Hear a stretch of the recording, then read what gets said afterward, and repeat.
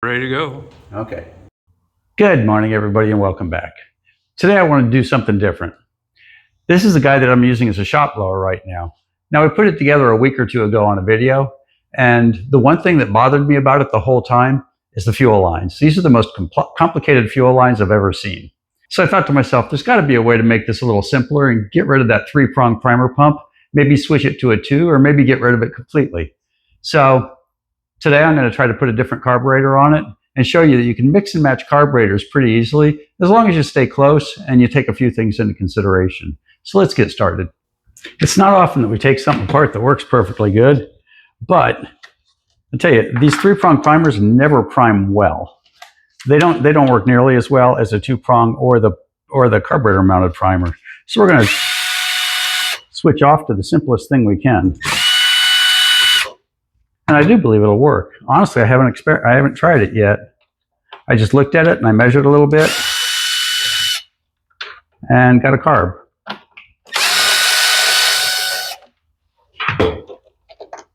As you can see, these fuel lines are just ridiculous.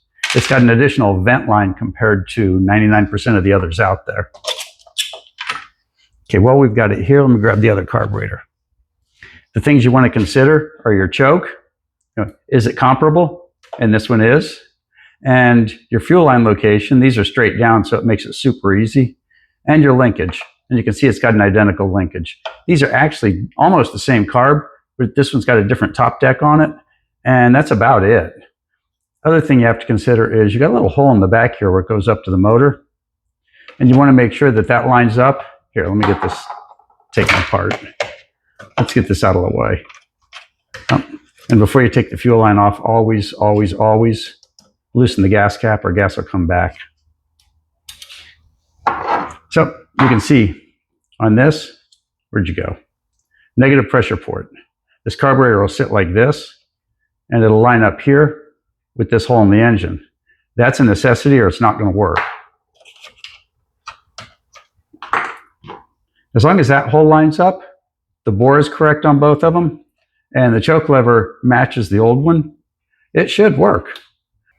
Okay, with all that considered, let's get her all together. So hook up the gas lines. Let's put you underneath. There you go, like so. Now I'll test it to make sure she pumps.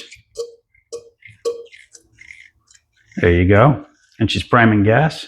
So that's all good. So that if you did that and you pumped it 10 times and you don't see any gas movement at all, you probably have these backwards. Switch them and keep going. Okay, we'll put that on. Now you can see the only catch we've really got to this is, at this point, will the choke lever clear the air box, the cover, and can you get to the primer bulb? And this one's a little bit crowded, but not too much.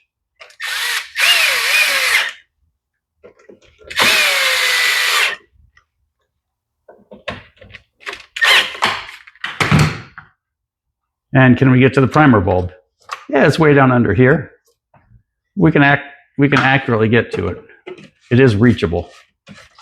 And look at all the mess we saved underneath it for that. And when you take complexity away, you take problems away. Let's put the air box back on. Looks like it works. So we prime it up on the side here. A little different, but not bad. Okay, I've got noise cancellation turned off so you can really hear it. Now we're going to put her on full choke and give her a pull.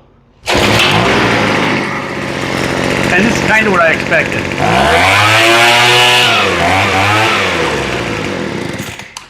And when you get rid of the complexity, you get rid of problems. It's things that can't go wrong because they no longer exist on the machine. When you get rid of complexity, you get rid of problems. This had the 3-line primer, so it had like 4 or 5 fuel lines on it for a blower of all things. It just doesn't need that complexity. That simple built-in pump fixed everything. And a side note on this one is this is a B250 Craftsman blower, and this is hard to find the carburetor on this one. I'll list right here the carburetor we used for it, but it's hard to find a carburetor for this one. And when you do find it, it's a pain in the neck to wire up, to put all the fuel lines on.